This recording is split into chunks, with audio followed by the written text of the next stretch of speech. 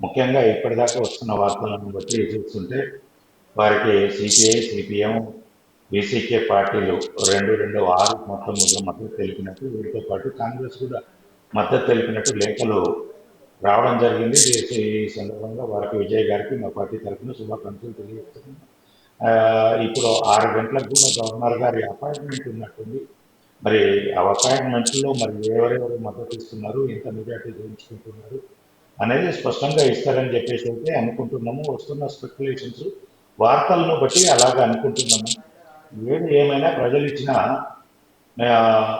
ప్రజల అభిప్రాయానికి అనుగుణంగా, ప్రజలు ఇచ్చిన మెజార్టీకి అనుకూలంగా పాలకులు ఇది చేయాల్సి వస్తుంది. ఎవరైనా గవర్నర్ కానీ, ప్రధానమంత్రి కానీ, ముఖ్యమంత్రి కానీ, ఇంకెవరైనా ప్రజల నిర్ణయానికి అనుగుణంగా పనిచేయాల్సి ఉంటుంది కాబట్టి దాని ప్రకారంగా వెళ్తారు.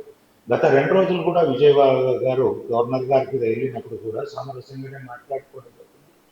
ఎందుకంటే అక్కడ వారికి మద్దతు ఏదైతే ఉందో వీరితో గెలిచిన ఎమ్మెల్యేల లిస్ట్ తీసుకెళ్లి ఇవ్వడం జరిగింది. వీరితో పాటు 108 మంది కాబట్టి అక్కడ అసలు సంఖ్య చూస్తే 107 ఉంది. అక్కడ కావాల్సింది 118 మంది. మరి ప్రభుత్వం ఏర్పరుస్తుందంటే మరి ఎవరెవరు మిగిలిన ఎమ్మెల్యేలు ఎవరున్నారు, ఏంది వారి లిస్టు కనుక ఇవ్వండి. మీరు వారిని ప్రజెంటేషన్ ఇక్కడ చేయకపోయినా సరే ఏ పార్టీలో మద్దతు ఇస్తుంది అనేది క్షుణ్ణంగా చెప్పమని. అంటే రెండోసారి కూడా వెళ్ళినప్పుడు కూడా మరి మీరు ఒక అవకాశం ఇవ్వండి నాకు, నేను ఫ్లోర్లో చూపించుకుంటానని చెప్పేసి అంటే కూడా గవర్నర్ గారు అలా కాదు, మీరు ఏదైతే ఉన్నదో 118 మంది ఎమ్మెల్యేల సంఖ్య లిస్ట్ ఇవ్వండి, దాని తర్వాత మీకు అవకాశం ఇస్తామంటే ఈరోజు సాయంత్రం కనుక వెళ్తున్నట్టున్నారు. అది ఏమి తీసుకుని వెళ్తున్నారు ఏంటి అనేది చూడాలి.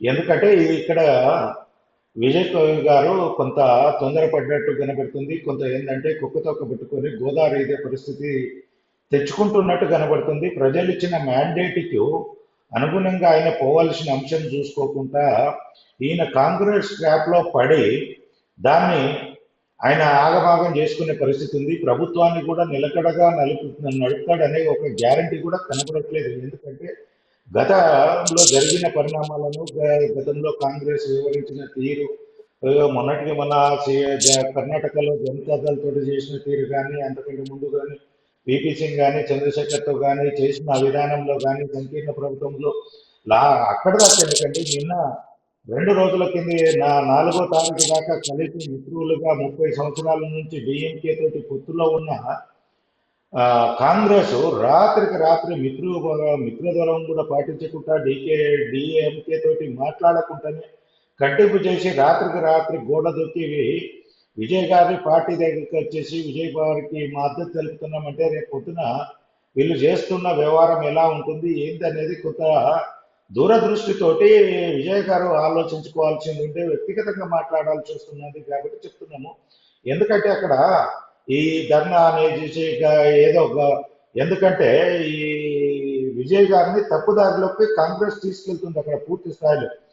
గవర్నర్ గారు ఏం మాట్లాడిండ్రు, విజయ్ గారు తోటి ఏం డిస్కస్ చేసిండ్రు అనేది విజయ్ గారు బయటకు చెప్పలేరు, ఎవరు చెప్పలేరు, గవర్నర్ గారు చెప్పలేరు. బయట కాంగ్రెస్ దాన్ని స్పెక్యులేట్ చేసేసి అంటే బీజేపీని బదనాం చేయాలనో లేదంటే ఈ విజయ్ గారికి వచ్చిన దాన్ని ఆయనను ఒక మెంటల్గా పీస్ఫుల్ ఉండనీయకుండా చేయాలని ఒక 2 రోజులు లేట్ అయినా పోయేదేం లేదు, అక్కడ జరిగేదేం లేదు. దాంతో అంత కుంపలారిపోయేటి కూడా ఇదేం లేదు.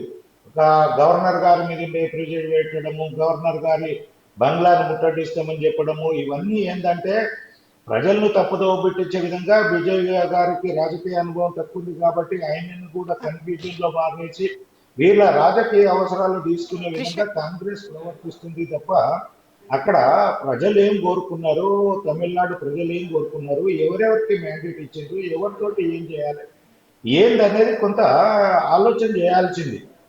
అంతేగాని అంటే కృష్ణారెడ్డి గారు కాంగ్రెసే కావాలని ధర్నాలు ఇదంతా చేస్తుంది అంటున్నారు. కానీ మరోవైపు సోషల్ మీడియాలో కూడా విజయ్ సీఎంగా అంగీకరించాలి అని మద్దతు వెల్లువెత్తుతోంది కదా, పరిస్థితి ఇంతవరకు వచ్చింది మేడం? అక్కడ విజయ్ గారికి అవకాశం ఇవ్వద్దు అనుకుంటే విజయ్ గారికి అపాయింట్మెంట్ ఇవ్వద్దు. యాక్చువల్ గా కేరళలో అవకాశం ఇవ్వద్దు అని ఎలా అనుకుంటారు? హైయెస్ట్ పార్టీ సీట్లు సంపాదించింది టీవీకే విజయ్ కదా.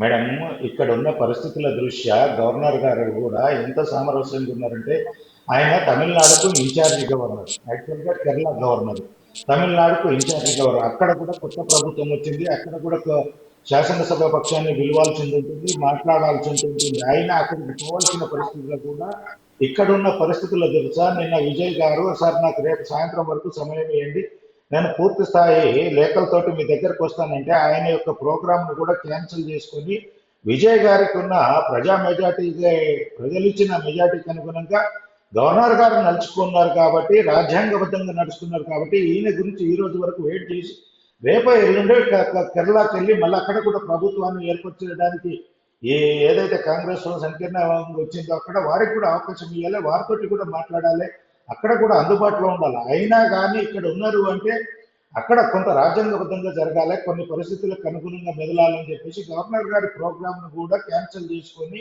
విజయ్ గారు రిక్వెస్ట్ చేసిన దానికి అనుకూలంగా ఆయన ప్రయాణాన్ని కూడా ఆపుకున్నారు. దానికి అంతేగాని ఇక్కడ బయట ఏంటంటే బీజేపీ మీద బంధం చేయడానికి ఏ అంశం దొరుకుతుంది, ఎలాంటి అబద్ధాలతోటి మనం పబ్బం గడుపుకుందాము అనే విధంగా కాంగ్రెస్ పొద్దున్న లేస్తే అదే తప్ప ప్రజలు ఏం కోరుకున్నారు, ప్రజా అవసరాలు ఏమున్నాయి, ప్రజలకు ఇబ్బందులు ఏమున్నాయి, దానికి అనుగుణంగా ప్రజాపాలన చేద్దామని కాంగ్రెస్ పార్టీ గతంలో లేదు, ఇప్పుడు కూడా లేదు. ఇవన్నిటికీ కూడా ఇలాంటి ఆలోచనలు కానీ తప్పుడు ఆలోచనలకు రావడానికి గతంలో కాంగ్రెస్ పార్టీ చేసిన విధానాల మూలంగానే ఈనాడు ప్రతి ఒక్కరు అట్లాగా జరుగుతుందేమో, అప్పుడు గతంలో ఇట్లనే చేసింది కదా, ఇప్పుడు ఇట్లనే జరిగింది కదా అనే దాని మీద పోతున్నారు. కానీ ఎక్కడ కూడా మేము ఈ రోజు వరకు కూడా ఏ ప్రభుత్వాన్ని కూల్చలేదు, రాజ్యాంగబద్ధంగానే పోయినాం. కానీ ఎక్కడ కూడా అంటే గవర్నర్ పాలన అంటే రాష్ట్రపతి పాలన తీసుకొచ్చి ఒక ప్రభుత్వాన్ని రద్దు చేసి ఇది చేసిన చరిత్ర బీజేపీలో లేదు. ఎంత అంటే అక్కడ ఉన్న రాజకీయ పరిస్థితులకు అనుగుణంగా మెదలుకునే విధంగానే బీజేపీ ముందుకు వెళ్తుంది తప్ప ఇంకెవరికి ఇబ్బంది కలగదు. ఏది జరిగినా ప్రజలు ఇచ్చిన మ్యాండేట్ ప్రకారం ప్రభుత్వం ఏర్పడాలి. అక్కడ ఆయన రాజకీయ అనుభవాన్ని కొంత మేధావులతోటో లేదంటే కొంతమంది సలహాదారులతోటో తీసుకొని సరైన విధంగా పాలన నడుపుకోవాలి, ముందుకెళ్ళాలి తప్ప ఇలాంటి రాజకీయ ట్రాప్లలో పడితే కనుక పాలన కూడా సవ్యంగా చేయలేడు, ప్రభుత్వం కూడా నడవలేడు. ఏదైతే తమిళనాడు ప్రజలు కోరుకున్నారో అంటే విజయ్ గారి పాలన అనుకొని ఏది కోరుకున్నారో వారి చేతుల్లో నుంచి పాలన పక్క వారి పాలన చేతిలోకి వెళ్తే కనుక ప్రజలు కోరుకున్నది జరగదని చెప్పేసి తెలియజేస్తుంది.